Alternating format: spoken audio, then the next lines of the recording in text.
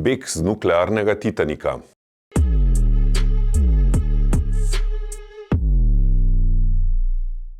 Bilo bi smešno, če ne bi bilo tako žalostno in patetično. Opazovati namreč, kako so stranke kot podgane začele brezglavo bežati z jedrskega referendumskega Titanika.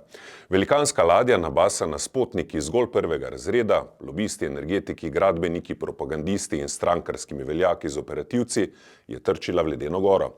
Tako kot posadka na Titaniku, tudi dobro naoljena mašinerija, ki jo poganja zgolj šelest bankovcev, ni pričakovala ledene gmote, ki so jo sestavljali ustvarjalci oddaje Tarča in drugi novinarji, med njimi seveda tudi Večerovi, ki so opozarjali na z letala vidno zbiranje predatorjev okoli povsem nejasnega projekta JEK2.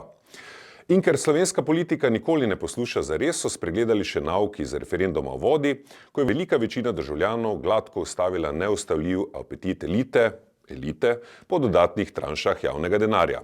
Pozno, a še pravi čas so v SDS in v Gibanju Svoboda, za njimi pa še ostali ugotovili, da jih bo ljudska volja plebiscitarno ustavila. Tudi novi obrazi v Svobodnem gibanju so namerno pozabili na T6, kjer so se pasli v SDS in SD, slednja se je vmes popasla še na Litijski.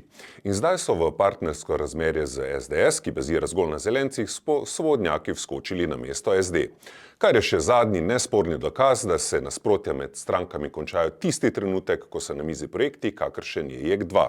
Takrat čudežno izginejo rdeči, beli komunisti, domobranci, tranzicijska levica, skrajna desnica. Nenadoma so sprejemljivi vsi in vsi se imajo radi. Ah, ta čudežna odprta vrata državne blagajne. Vse skupaj pa je zgolj dimna zavesa za nekaj veliko pomembnejšega, da gre priprava jedrske zakonodaje nemoteno naprej. Ko gre za milijarde, je ni sile, ki bi gromozanski aparat, ki že mesece melje po državi, zlahka ustavila.